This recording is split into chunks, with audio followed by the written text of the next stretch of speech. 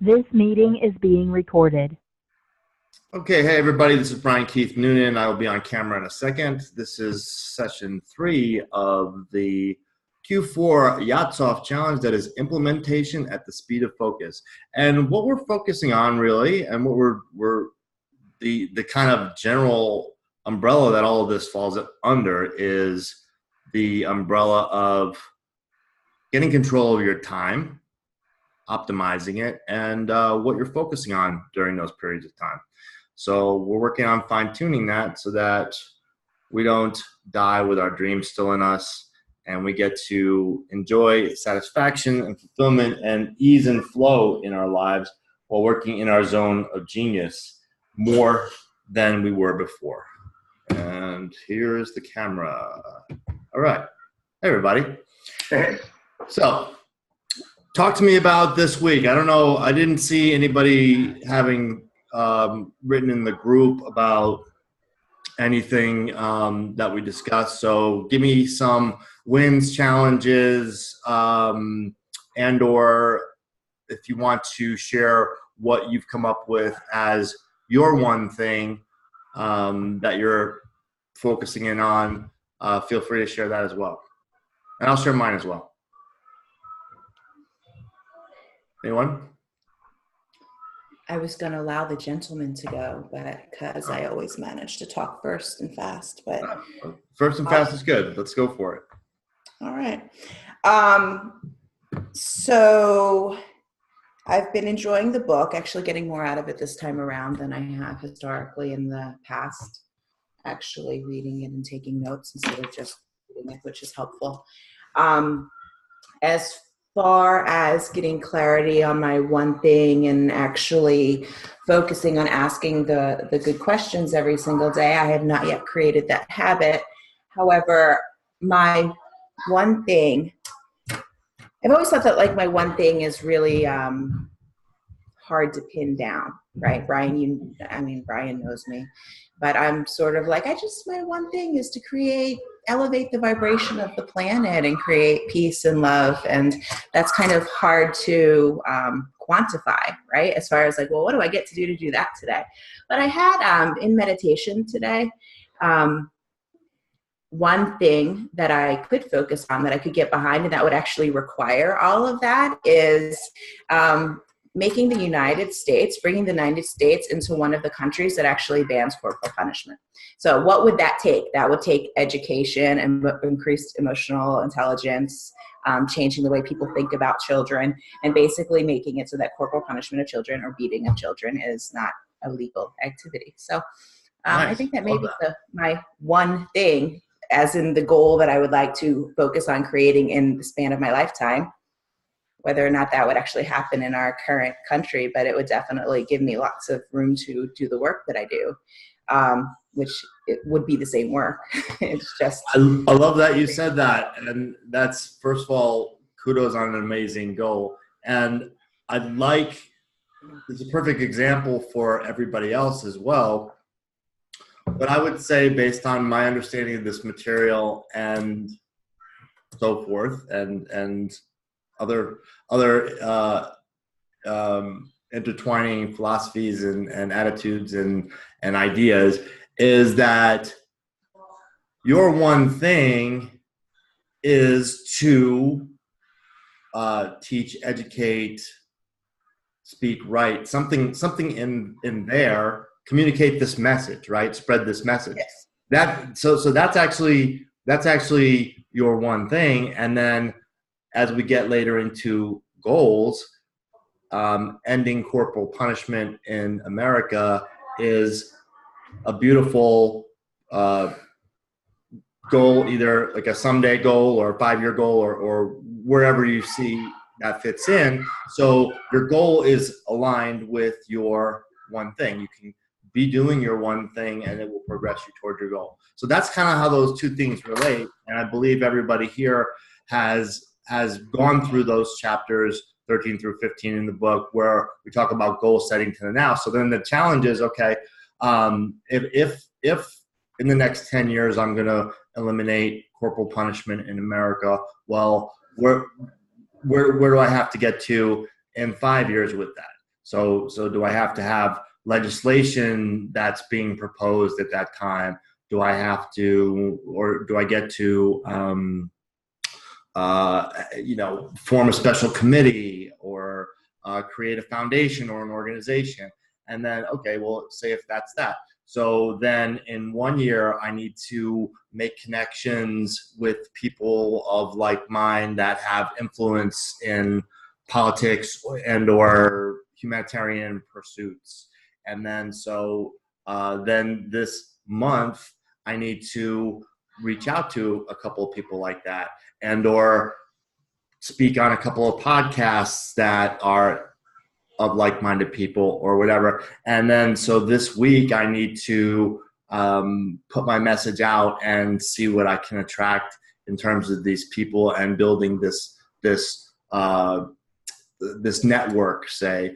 And so then today I get to plan that have out. the self-control to not kick the ass of the loud children in the next room in my own house. No, Well, today's material is going to be good. For Jimmy and Tim, I would never touch my children in a million years.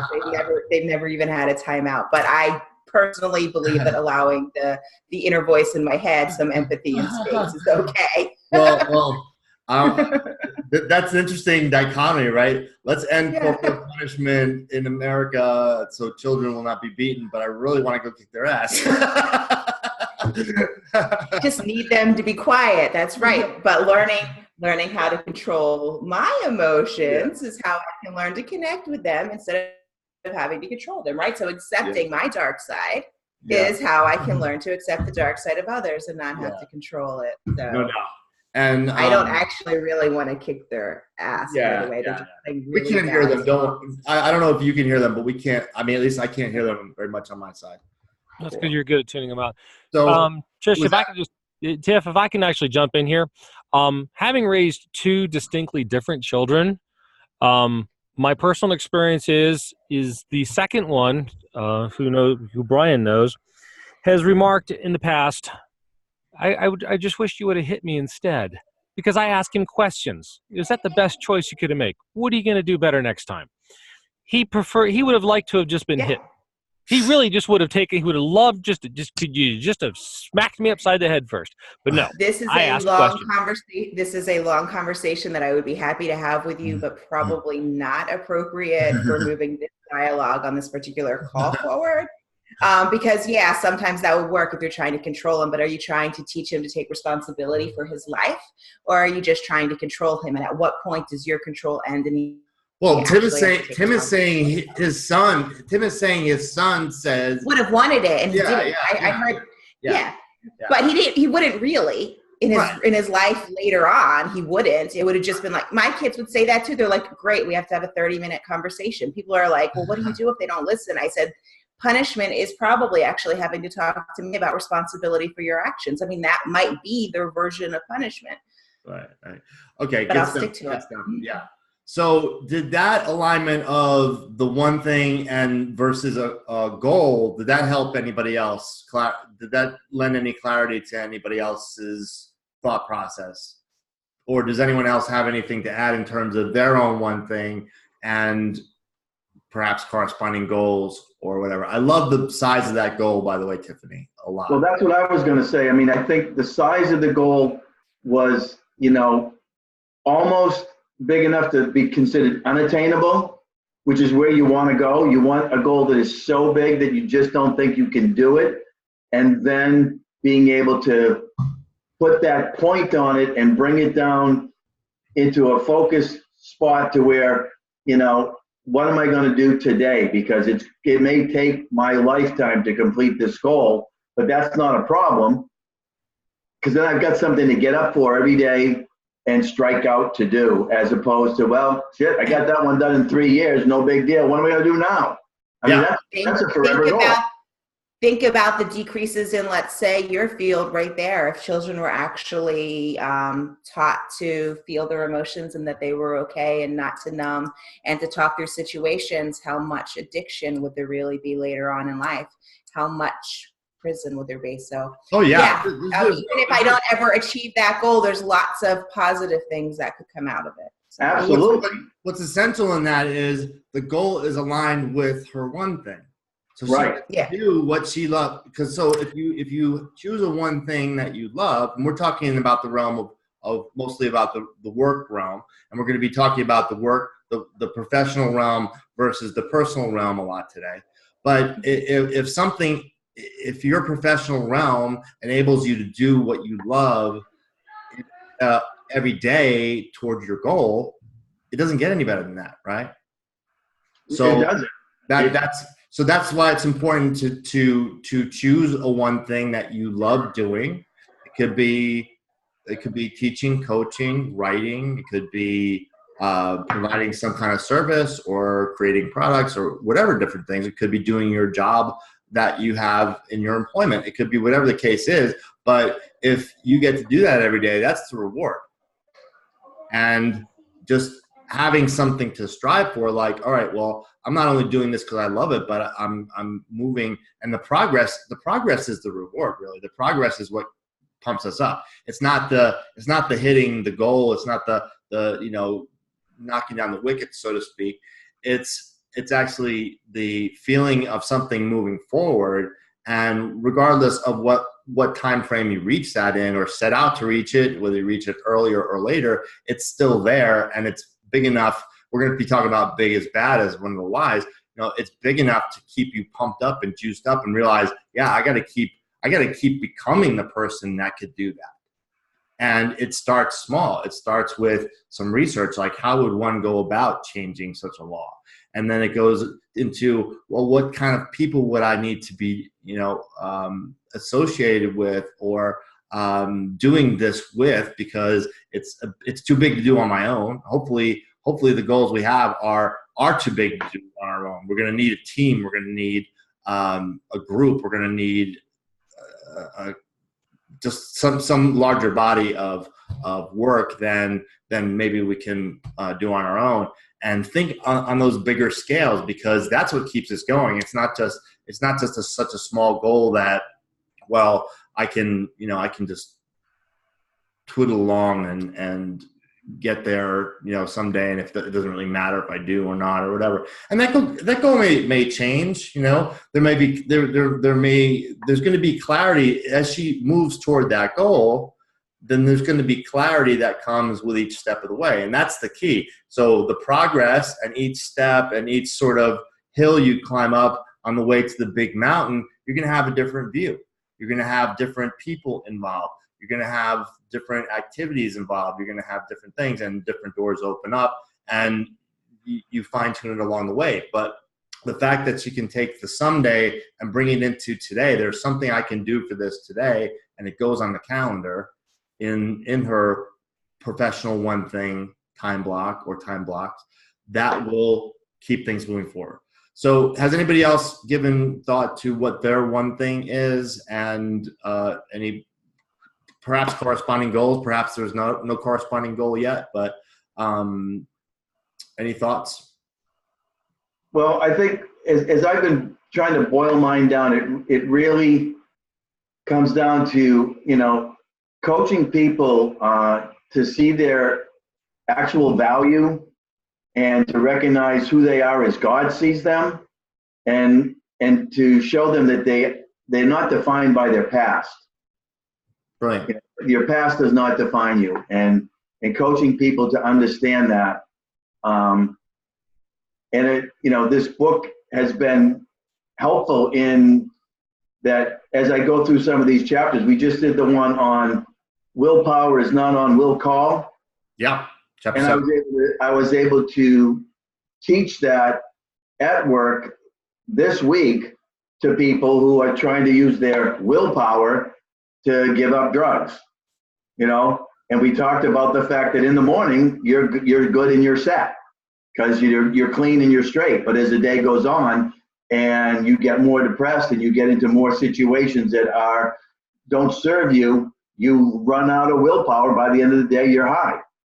And what can you do to intercept that? So it was a really, it's been fun trying to teach people to, to get their best stuff on at the beginning of the day. Yeah. You know what I'd love to throw in on this is we're all subject to addictions of different types. Okay. It may not be drugs and alcohol. It may be just an addiction of focus. And I would like to posit that what they focus on throughout the day, what we all focus on throughout the day, will lead us to feel good or feel bad. So if we're focusing on our problems or what we don't have or what is lacking, then that's a spiral, a downward spiral for any of us, no matter what type of situation we're in. But it's just going to make us feel bad, and it's going to make everything else harder, whatever else we're trying to accomplish. So what we focus on is really, really important. A lot of the work I do with my one-on-one clients has to do with that realm of thinking and what we're focusing on, and often just taking a break when we realize we're gaining momentum in a downward spiral of feeling bad because we're focusing on the problem or focusing on the struggle or focusing on things that don't make us feel good, to essentially distract ourselves in a good way, like distract our focus or take our focus away from that to a future with no corporal punishment for children, for instance, if you have that.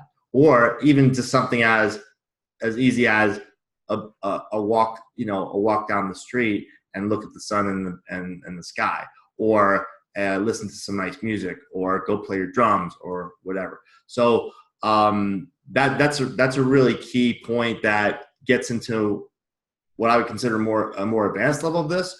But nevertheless, the principles in this book will help with that, because we are directing our focus toward things that can make a difference. And the last part of what we'll go through today is about the focusing question of what is the one thing I can do right now, such that by doing it, everything else becomes easier and necessary. And there's a big picture one thing, okay, move toward that big goal. And then there's a small picture one thing of right now. So moving the boat. Tim likes to say moving the boat forward. What's going to move the boat forward? All right, cool. So Tim, do you want to throw in on anything for your one thing? Have any insights about that yet? I think my one thing was just figuring how to unmute myself. Uh-huh. Not really. I'm not feeling the love right now, but it's got nothing to do with anybody here. So I'm going to spin around in circles and just do a digital capture of the material I've already been working on in order to, start crystallizing it. So that's the one thing is for me is writing things down in a book. And then after I write it down, then I can take a picture of it and manipulate it digitally. But that's where I'm going.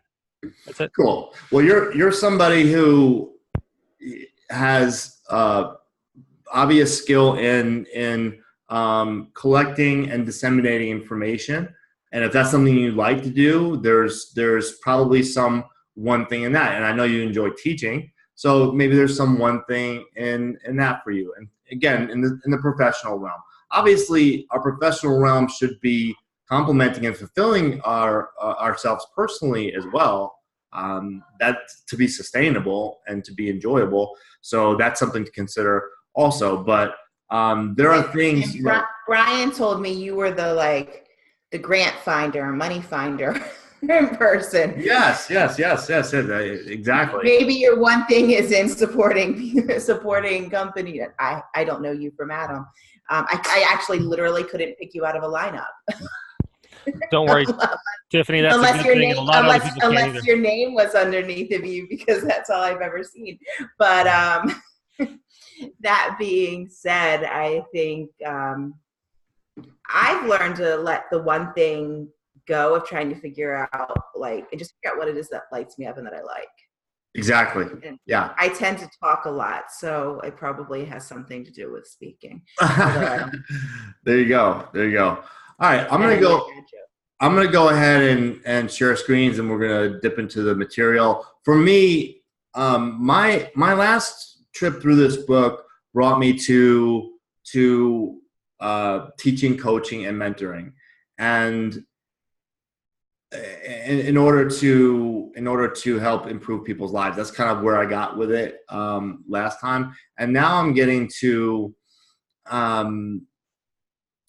my one thing is to help liberate people from struggle in life, and to help them get into an ease and a flow of abundance and success and their zone of genius. So they're lit up about life, and then they can light other people up with whatever their gifts and talents are. So in order to be a liberator, I have to be liberated. So really my liberation, this, you might find this interesting how this dovetails into personal, but I've got to continually become more liberated myself and help liberate my loved ones. And you know, they say charity starts at home. It's almost like that. It's something, any of this is going to be something I believe that emanates from us in order to have something and then be able to share it. The better I get with me and who I'm becoming, and the ripple effect out to my loved ones, and then to my friends and my community, and out and out and out. That's how it spreads. So you might think of your one thing as something that you continually work to master and become congruent with yourself, and then you have it to share, if that makes sense. All right, cool. Part of that has to do with feeling good. We've got to feel good about what we're doing. If your one thing feels like a struggle, or like a grind, then either it's not the right one thing for you, or you're going about it in an inefficient way, or something in there. So that's worth looking at as well. Like if you think you're working on your one thing, but it seems really hard, then it needs fine tuning in some way. That I'm happy to have a conversation with any of you about that offline if I can be of assistance. All right, so chapter 8, we're gonna have to go kind of fast with this, but I think that was a productive conversation there, so I'm glad we had it. Balanced life. This is the last of 2 lies that we are covering in part 1, and if we're lucky, we'll get into a little bit of part 2 here. So it goes into the work-life balance, and he says, we hear about balance so much, we automatically assume it's exactly what we should be seeking. It's not. Purpose, meaning, and significance, these are what make a successful life. So ask yourself, for your one thing, does it give you purpose? Does it give you, does that meaning to you? Does it have significance? Okay. Seek them and you'll most certainly live your life out of balance. Okay. Crisscrossing an invisible middle line as you pursue your priorities. The act of living a full life by giving time to what matters is a balancing act. Extraordinary results require focused attention and time. Time on one thing means time away from another. This makes balance impossible. So recurring theme, okay? He gets into the whole myth of work-life balance. You can read it, you've read it. And the problem with it, and I have this diagram here, okay? In an effort to attend to all things, everything gets shortchanged and nothing gets its due. So that harkens back to the everything matters equally myth, right? So there we go. So this is what an attempt at balance looks like, okay? You got your work, you got your life, and you're trying to just balance the two. Now, if your one thing is big enough and important enough to you professionally, then this isn't going to work.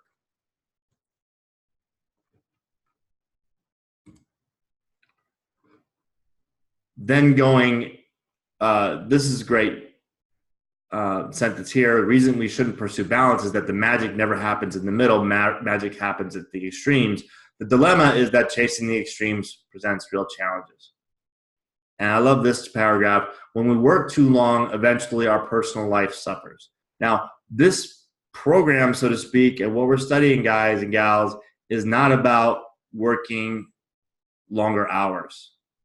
It's not that way at all. It's about becoming more efficient and choosing what we're working on and giving our full focus to that thing. And then when you're off and you're in your personal life, you're focused entirely on that. And I'll talk a little bit more about that in a second. But you can see here, I believe, big enough that going from extreme to extreme. What's happening here? See if I can make it bigger. It doesn't want. There we go. I don't know. That's so weird how that does that. So when you're all the way on work, your life, you're basically something's getting really shortchanged in the process, and our personal life, I believe, can't afford to be shortchanged. If anything, our one thing should contribute to our personal life, but it may do that more so in terms of personal satisfaction, and then being able to be present with our loved ones, for instance. Because if you are either if you're trying to spend quality time with the people that you care about, and your professional life is nagging at the back of your mind, there's something wrong and needs to be adjusted. I'm going to read this paragraph because it's really good. When we work too long, eventually our personal life suffers. Falling prey to the belief that long hours are virtuous, we unfairly blame work when we say, I have no life. Often it's just the opposite. Even if our work life doesn't interfere, our personal life itself can be so full of have-tos that we again reach the same defeated conclusion, I have no life. And sometimes we get hit from both sides. Some of us face so many personal and professional demands that everything suffers. Breakdown imminent. We once again, I declare I have no life. Now, is that a shitty place to be or what? Feeling like you have no life. Has anybody felt that way before? I know I have. Before I started taking these things seriously, practicing them, I absolutely felt like I had no life. Either I was, and for me, it was work. It was more work related, but some of you may have had both work and, family life, for instance, feeling like equal demands or whatever the case may be. But it comes from not slowing down and plotting out what's really important. Where's my highest leverage here? And what can I cut out so that everything is not mattering equally? The thing is, so playing to the extremes is you're shortchanging one for the other, whether it's professional or personal or work or personal life. You're shortchanging one or the other for long periods of time. And time waits for no one, right? Somebody mentioned, I saw a post, and I am severely limiting my Facebook on purpose. You may have seen my post about the newsfeed eradicator, because it's a bunch of fucking noise, and it's just everybody spouting off about all different things, whether they're trying to sell you something or trying to make their, express their point of view or tell a story or flash, or or show their tits or whatever it is, it's just unlimited stupidity. I call it OPB, or other people's bullshit. Stay out of your news feed, guys. It's just a rabbit hole that you don't need to go down. And the newsfeed eradicator is a great Chrome extension to add to your browser. It's available for other browsers as well. Does anybody else use it? Have you used it before? It's very. I don't use it, but I don't really go into the news feed much anymore either. That's I have to stay out of there myself because I can get sucked in so easy, and I know that about myself, so I just stay out. It is so easy to get sucked into, and I have another program that some software that I use that limits time on Facebook, and also like you put any site you want. So there's a timer going that's going to cut you off of YouTube if you go down the YouTube rabbit hole, or whatever sites that distract you. You put them in there, and if you guys ask me afterwards, I'll show you that. But I just know that these things help me manage my focus and staying on point with what I'm doing. But time waits for no one. No. Oh yeah. So this is what I was starting to say. I saw a post on Facebook, and someone said nothing reminds you the value of life or how important time is, like getting a phone call that a loved one is dying or something like that. You know what, folks? We're all dying. We are all dying every day. I'm sure for this. We're all fucking dying. And it's not morbid to think about that because it enables you to value your time. You know, what are you going to spend your heartbeats on? I love that expression. I forget where I got it. But what are you going to spend your heartbeats on today? What really matters to you? And I guarantee you, if you put that test to a lot of the things you do, and I do the same thing, I see things that maybe I said yes to that I didn't need to. Or maybe I could modify to take less heartbeats because I have heartbeats that I want to give to something else. If it's not a hell yes, it's a hell no.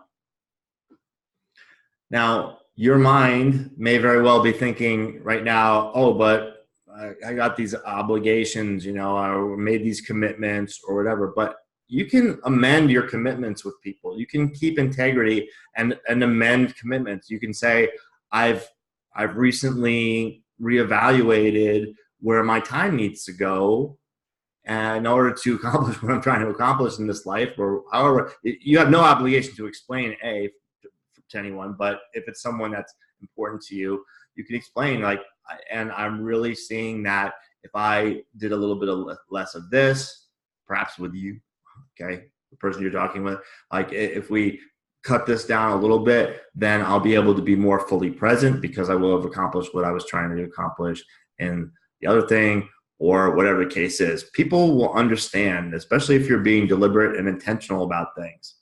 So don't consider that just because you have a commitment now, you can't change it. You can't amend it. You can't modify it.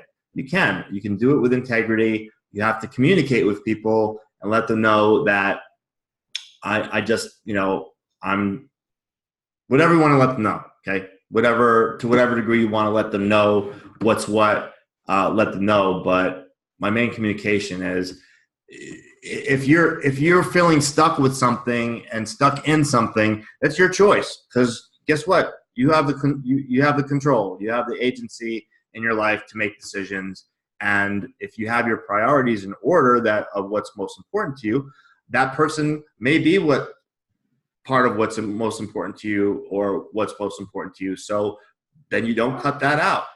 But people who love us and we love don't need every minute of our day. And I think it's especially challenging probably for, you know, with young kids, especially if they're around. We were talking about the kids before, but we're going to talk about sort of how important it is to keep close touch with your personal life, and then you can go longer on your business. I can tell already we're not going to get through all these chapters, but it's going to be fine. I'd love to hear your thoughts on this, guys, as we go along, because I don't want this is not a lecture, but thoughts that come up. And this was especially poignant to me here because we're talking about how people, the mentality of, okay, I'm going to work until I retire and then I'm going to be free. Well, you know, you're not going to see your kids grow up. You're not going to, you know, I mean, this is really great here. Do you think you can ever get back a child's bedtime story or birthday? Is a party for a 5-year-old with imaginary pals the same as dinner with a teenager with high school friends?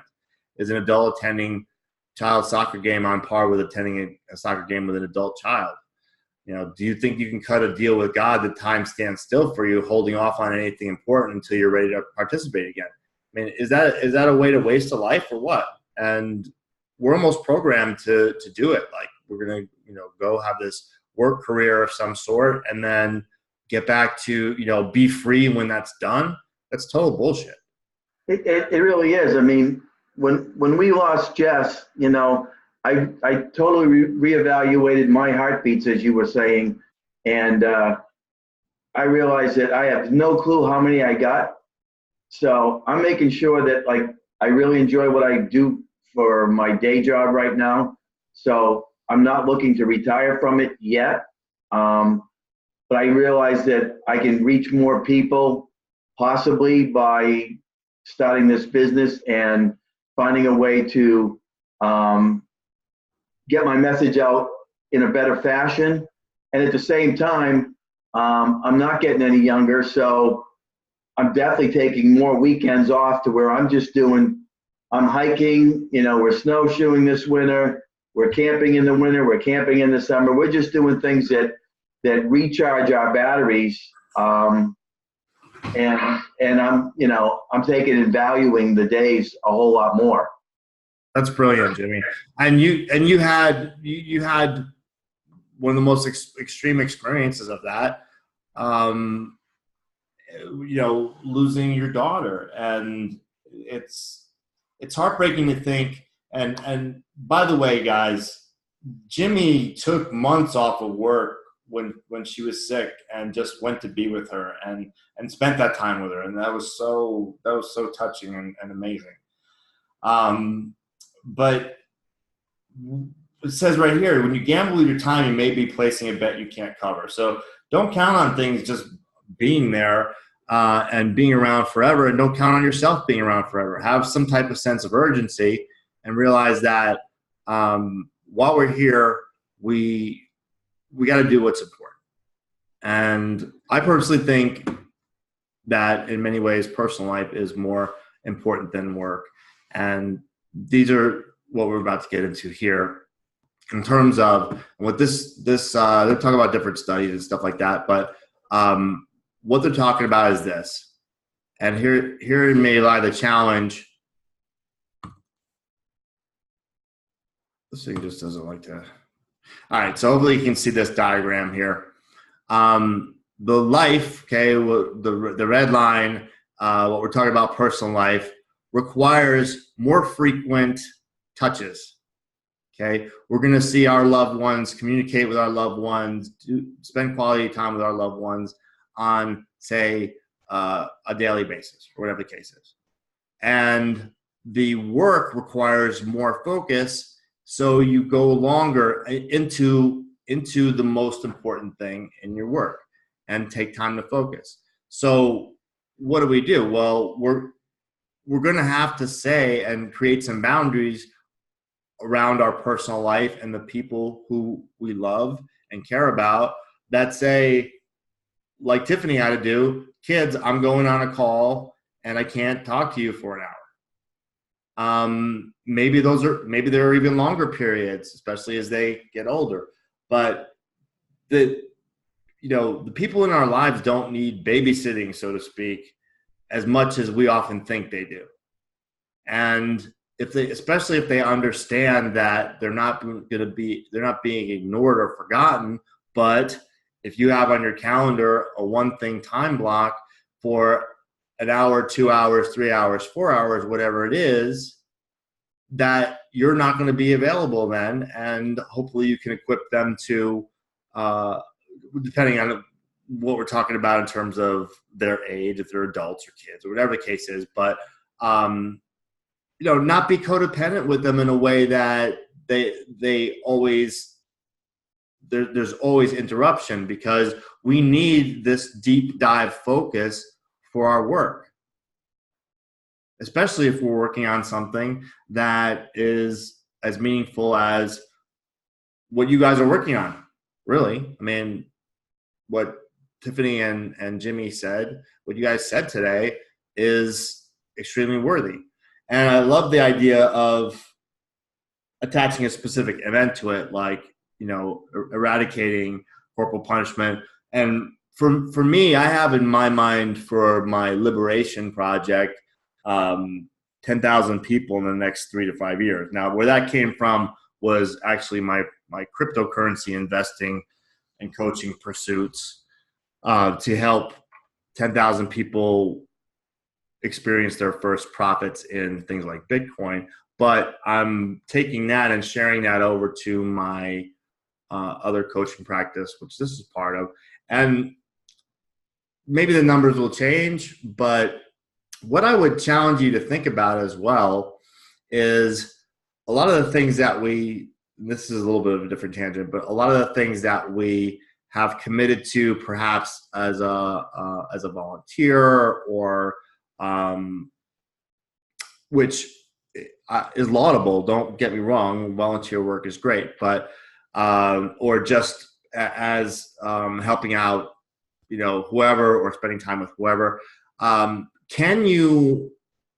Because it's not necessarily about numbers, right? It doesn't have, like, my thing doesn't have to be 10,000 people, but if I can really affect and help a few people or a few families or whatever smaller number, and really help them affect change and help them transform things, isn't that more valuable than just kind of doing superficial work with a group, for instance?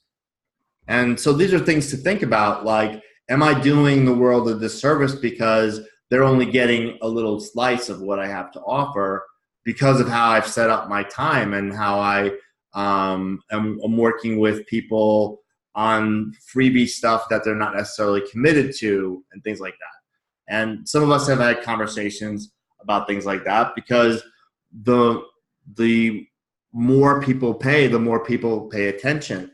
The more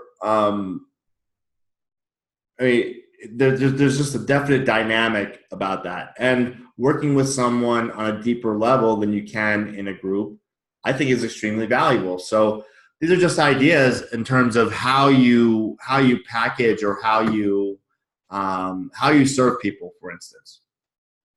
And is the service that you're doing, because we're all in various levels and aspects of service here on this call. I know this. Okay, we all know this. If you don't, we all are. We're coaches, teachers, and mentors of different sorts here. And so, where is your time going to be best spent? Is it going to be having a superficial chat with somebody in some comments on Facebook because of a post you made? Or is it going to be getting one-on-one with them and getting deep with them and getting real with them and empathizing with them and understanding their problem and seeing if you can actually really help? Is it going to be at the the church function or the scout meeting or the whatever, where there's kind of a class? Or is it going to be somehow organizing a more intimate and more connected situation where you can really make a difference? So these are some ideas to play with, and I tend to think that with a little bit more planning and a little more focus, we can have a greater impact, even if it's not in terms of numbers of people.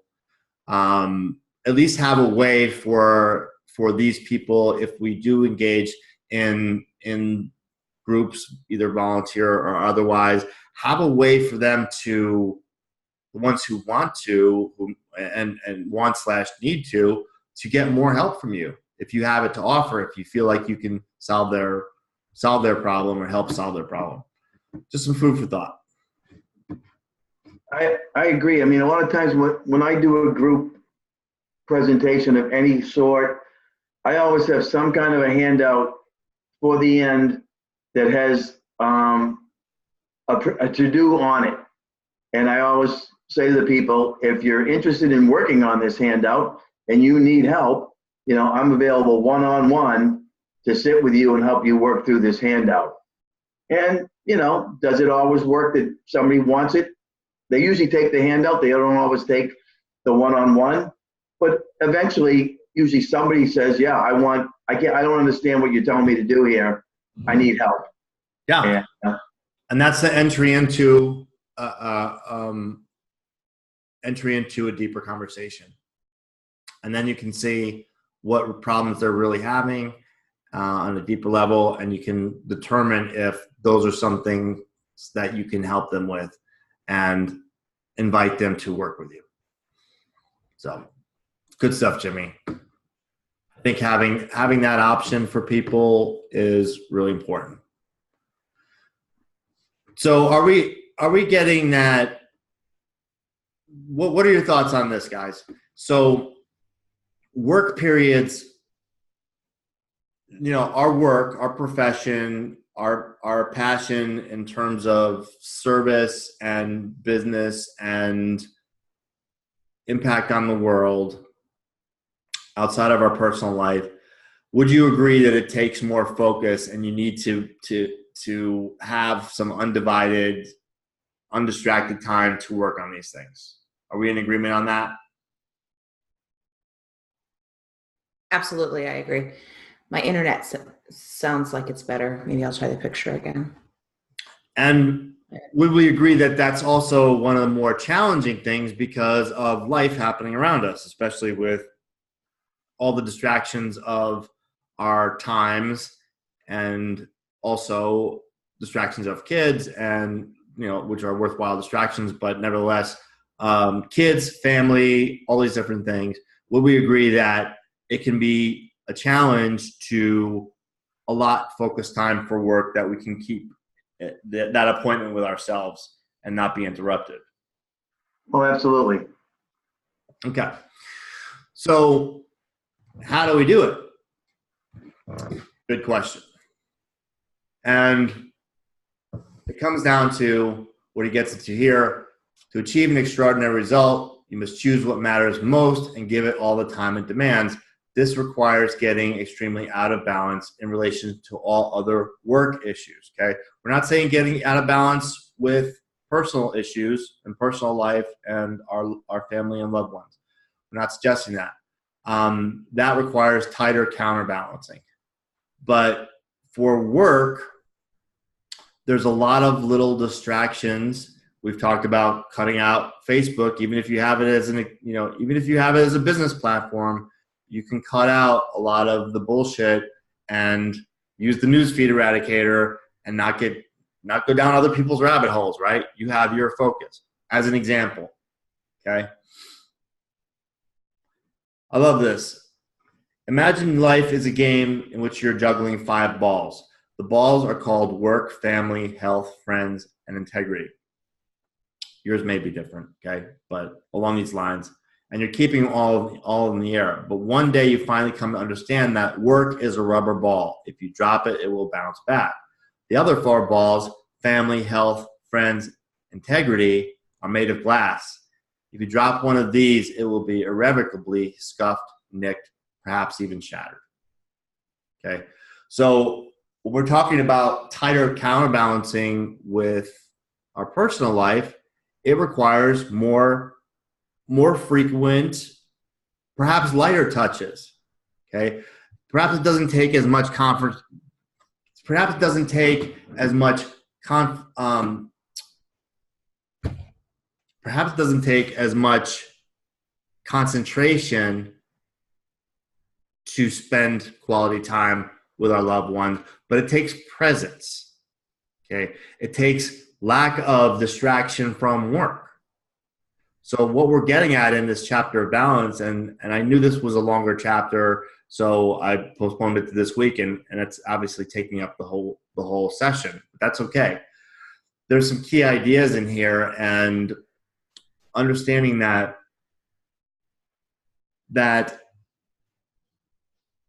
we want to be on 100% when we're working, and in our professional one thing. And then we want to be 100% fucking off so that we can be with our life, be in our non-professional life, be with our spouses, significant others, kids, parents, family, ourself, okay? So we want to be able to be 100% on or 100% off. So that requires taking the most important thing for that work endeavor of that day and time and giving it the time it needs and working on it and not seeing that the dishes need to be done or the laundry needs to be done and not, giving mom, dad, our friend or our kid a ring or, on the phone or messaging with people on Facebook or fucking around or anything. You just do that. You hunker down and you just give yourself the time and space to focus for as long as a period as you can. Okay, we all have different lifestyles and responsibilities hovering around us. But I guarantee if you open your mind to the idea that if you know, who answers their phone when it rings? Does anybody still answer a phone? Okay, unless it's for me, Tiffany, or one of my kids, I'm not answering it. Because if I'm in my work block, in my one thing professional work life block, I'm not answering it. I'm not answering emails. I'm not answering Messenger. Okay, unless I'm initiating something in terms of initiating a conversation and then getting into a conversation around my business, that's one thing. But I'm not looking. When that notification comes up, I'm not looking at it. I'm not even opening my email, and I'm not answering my phone. I'm not going on my news feed. I'm not going on YouTube. I'm not I'm not feeding the dog, doing dishes, laundry, or any of this other bullshit. Yard work, Tim. We were talking about this yesterday. So I'm just not doing that stuff. I'm putting that on pause and having faith that those things can take care of themselves. And then if Tiffany or the kids call and I'm busy, I can say, I'm going to be done in an hour or two or whatever it is, and I'll get back to you. Or I can't focus on that right now. I'll get back to you. Or can we, whatever. You have to be aware of and I'm not telling you what to do. I'm telling you how this works in order to cut out distractions. Because we're conditioned to be in that quadrant 1, urgent and important, of the Covey time quadrant that is in the group, or is at least in the other one thing group. And if everything is urgent and important, then you're going to be like going this way. This is how my dog is. Squirrel, sniff, pee, food. We can't live like that. But we have to choose not to live like that. And there's so many distractions. Unless you deliberately cut them out, then you're going to say yes to too many people and too many things. If you're going to say yes to something, say it around your schedule. I can't do it. I'm working then, but I can do this with you then. Or I haven't forgotten about you. We'll get together then. Or is this something that you could do on your own and I'll do it with you next time? Or whatever the case is. We can't do everything. So it's just a matter of choosing. We have to choose what we do and what we don't do. We got the same amount of time every day. And do we have control? Are we in command of our time, our heartbeats, our priorities? Has anybody throughout the course of this thought of stuff that they could cut out? Or are you thinking of stuff that you can cut out that you don't have to do, but you might be doing because either you committed to it before you started thinking about these things, or you feel obligated because of what other people think, or something, or anything unnecessary? What could you cut out? Somebody give me an idea of something to cut out that they thought of. Well, I cut out, I used to, once a month, it was only once a month, but I used to run the sound and the slides at my church for everything that was going on within the worship session. And it was only once a month, so it seemed like it wasn't that big a deal. But I've realized now that it was a big deal, and there's a better use of my time. Whether I go to church or not isn't the point. There's a better use of my time than running those slides and running that sound equipment. And sometimes it goes to my one thing in my family time, and I'm spending more time with my family rather than being obligated once a month to show up where, I don't want to be. Brilliant. And this is a great point. Just because you can do something doesn't mean you should do something. Okay? Like, you guys know how to work computers. Well, at least all of you except him. So when you're, I have this situation sometimes. Okay, my dad is a very intelligent older man, and he acts like a total spaz with his computer. And I've actually tried to help him sometimes, but he doesn't listen to what I say. It doesn't implement what I suggest that he does. So am I responsible for helping him out with basic computer things that isn't helping him anyway? No. So I'm not going to help him with his computer. And I just joke back. I joke with him like, well, I'd help you, but you're not going to do what I say anyway. So as an example, like there's going to be people in your life who haven't put the time in to figure out something basic in the 21st century. And, is it your responsibility to help them if it's not inside of your one thing purpose zone of genius? No, it isn't. Go to fucking YouTube University and learn how to do it. There's a goddamn tutorial on what you want to do. Go watch a fucking video like I did or whatever. That's how I teach the children. There you go. Homeschool, YouTube. Homeschool. Look it up. I don't know. Yeah. No, but yeah, we're empowering our kids to do research on stuff and Google.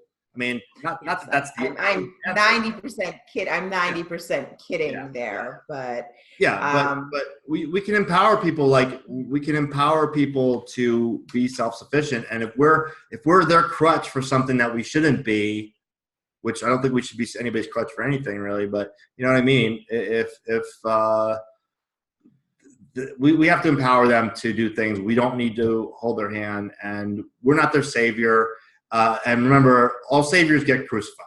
Okay, if you're there to save somebody from themselves or from a problem that they're having that they're not willing, you can only help somebody as much as they're willing to help themselves, and that's it. And if they're not reciprocating by trying and claiming, just being disempowered, you do not have responsibility to continue that. Cut that shit out. All right, big ideas on chapter 8. So think about, I love this. First of all, when you're supposed to be working, work, and when you're supposed to be playing, play. Okay, how great is that? Okay, it's just how things should be. It's quality time with the people that you love, and then quality time with your professional work purpose, bigger picture purpose in life. Think about 2 balancing buckets. Just as a concept, as you're looking at the significant areas of life, are these work and professional areas that I'm maintaining important things in, or are they personal ones? Counterbalance your work bucket. This is important. View work as is evolving a skill or knowledge that must be mastered. This will cause you to give disproportionate time to your one thing and throw the rest of your work day, month, and year continuing off balance. Your work life is divided into 2 distinct areas, what matters most and everything else. Okay? Until my one thing is done, everything else is distraction. So what could that be? Well, if for instance, I have a business but I have no clients, well, the one thing would be to acquire some clients so you can actually help people and you can actually get paid. So you have to go about studying, practicing, training, mastering, perhaps getting coaching, getting mentoring, researching, whatever it takes to start getting into that process. So that becomes the one thing.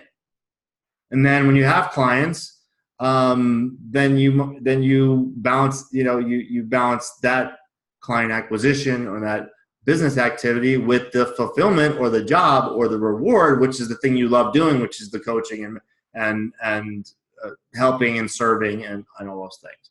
That's not what you get paid for, though. That's your reward. That's the what we'll call the job. There's the job, which is the reward, hopefully what you love to do, teaching, writing, coaching, serving, whatever.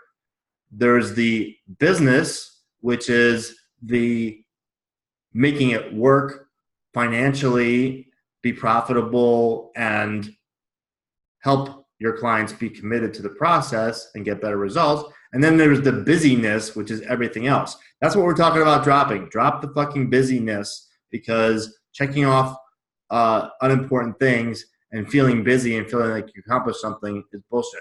It's just spinning your wheels.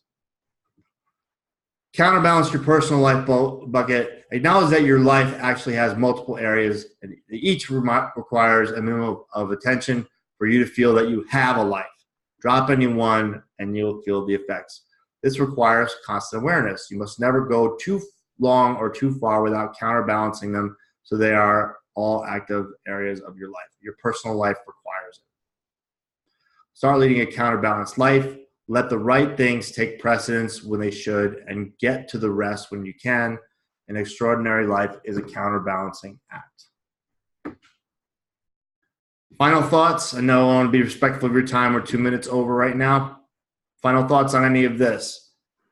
Well, one final thought from me is, as I find as I keep going through this book and I keep fine-tuning my one thing and sharpening the pencil and getting it down to the 20% of the 20% of the 20%, I've almost got it to the point where it doesn't really matter whether I'm in my personal one thing, my professional one thing, my work one thing. If I do the one thing that matters in the moment, I'm still doing my overarching one thing goal. So I can almost bring it into everything I do, regardless of where I am. And that's been kind of cool. It's powerful, isn't it? Yeah. Good stuff. Any other thoughts? I like Tim's analogy he brought up the other day. I forget whether it was on here or another call, that your calendar is your shield. And if you have a full calendar, which is filled out, by the way, with your priorities and your rest and recuperation time and quality time with your family first, that's what goes on your calendar first. Then your one thing work time goes next, and then other things. That's your shield to say no. And your priority is your sword. We're working this into our productivity report, by the way, or a guide. But your priorities are your sword, and that's how you cut things out. Okay? If you have a blank calendar, I guarantee you it's 100 times harder to say no to something than if you have a calendar with an appointment with yourself or someone who matters with you during that time. You will have a much easier time saying, no, I can't do it then. And if it's something you want to do at all, if it's a hell yes, I can do it at XYZ time instead, if that works. Otherwise, I can't do it. We also talked about opportunity costs on another call we had, and we're going to be talking about that more. But each thing you say yes to has a cost to it. It has a time commitment. Okay, it may or may not make you money, but it also has a fulfillment aspect and a feel-good aspect, and it either does or it doesn't. So if you're saying yes to things that aren't a hell yes, then chances are they're going to gum up the works as you go along and find you overcommitted, overwhelmed, and not on priority. So that's about all I got for this week, guys. We'll get to the rest of the chapters, next few chapters next week. I'm excited. Hope you guys are excited. Talk in the group. Share what's going on. You know, it can be on a daily basis. I'd love for that to be more active and, you know, sort of bridge the gap between our weekly calls. So by all means, whatever you're comfortable sharing in there, I'd love to hear it, and we can go, you know, keep the dialogue going. Everybody good for now? Any last words? Going once? Thank you. All right. Thank you very much for joining, all of you. And I'll see you next week. Bye-bye.